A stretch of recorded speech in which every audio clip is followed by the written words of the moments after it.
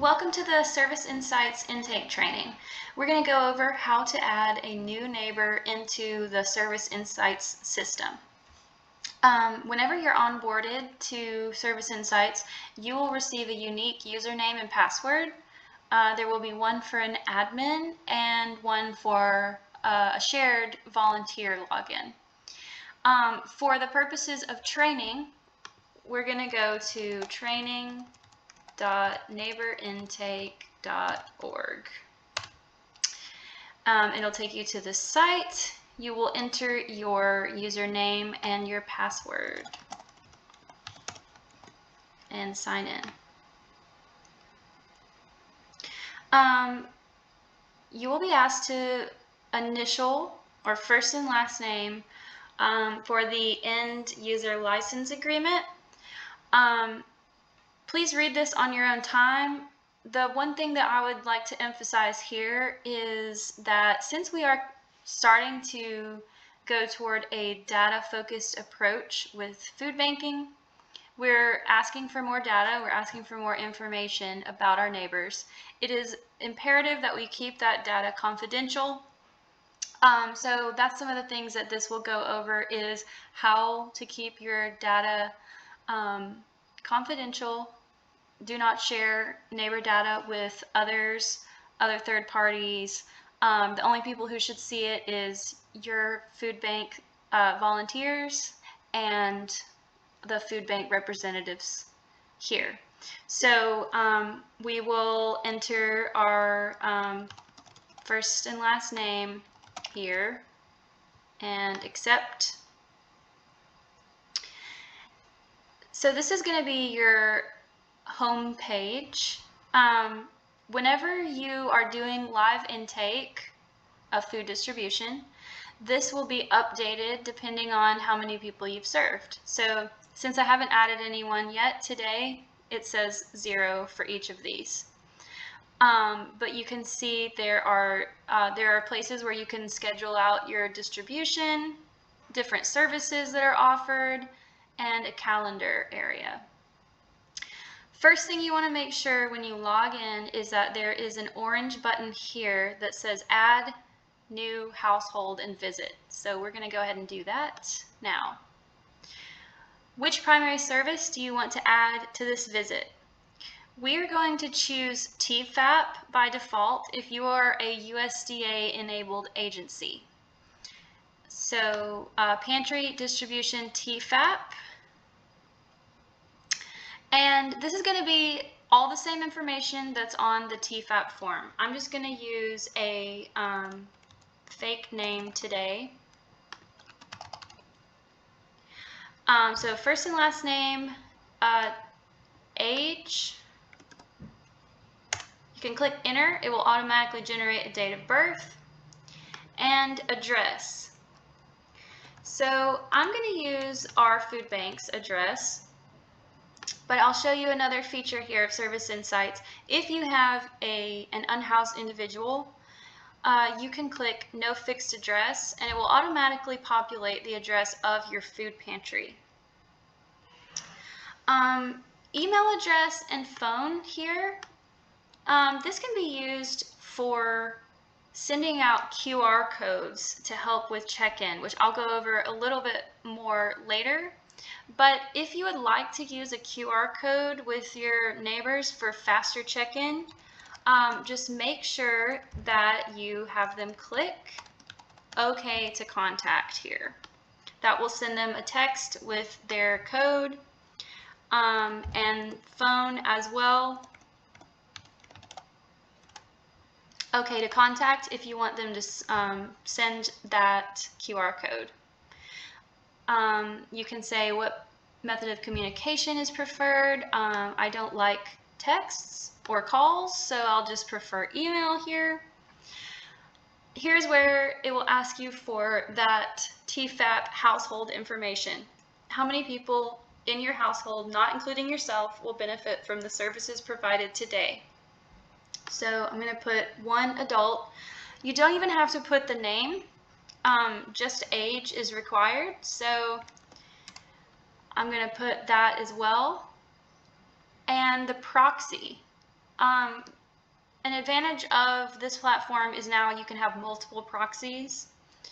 So if you have someone who is picking food up for someone else, say Brianna Apple's grandma will come to pick up, we're going to put her information in here and phone number.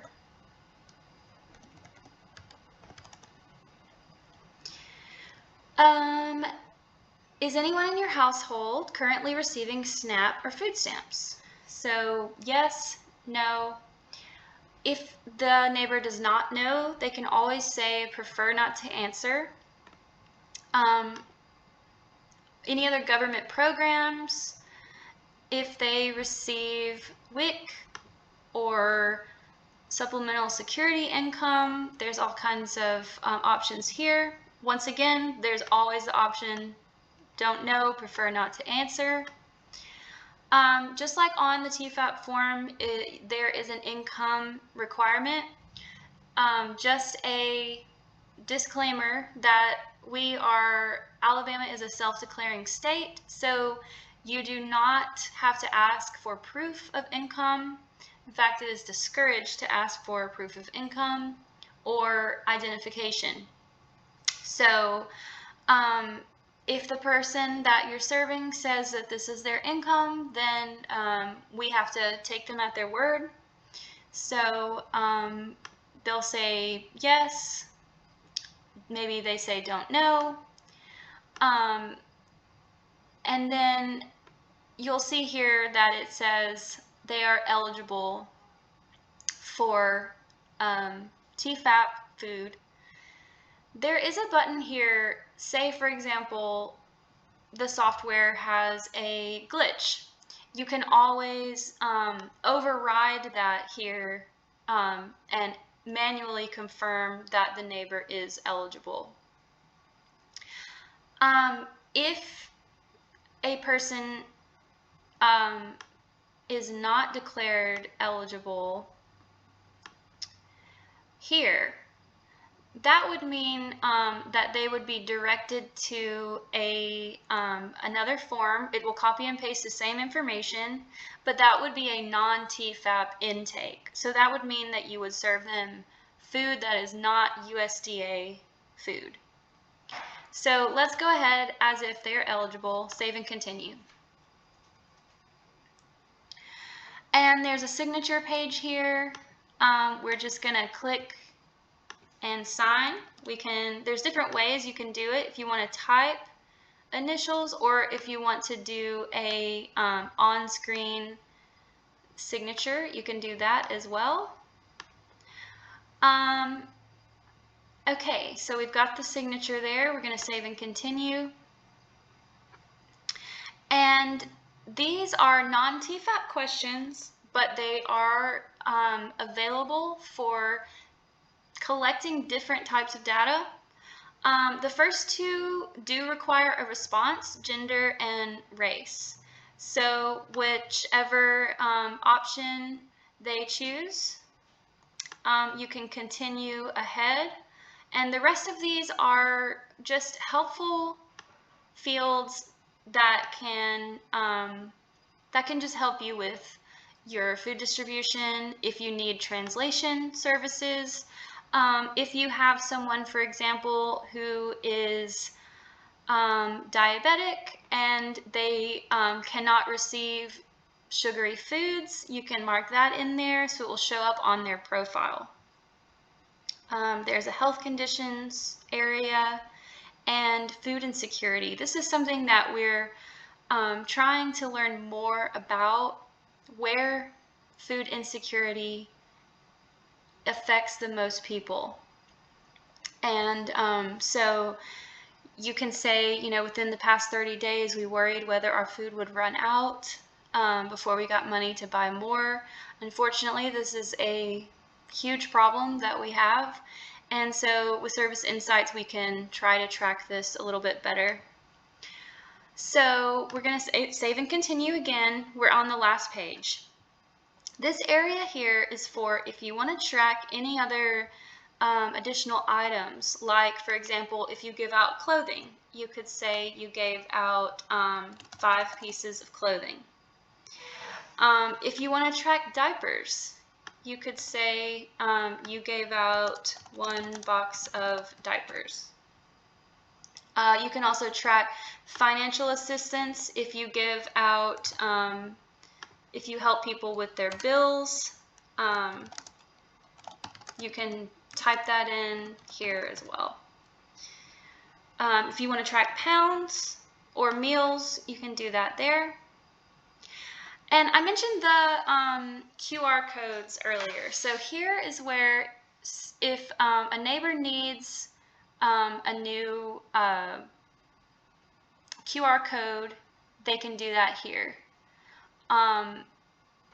So this can help with faster intake and language barriers. So we're gonna go ahead and finish this visit.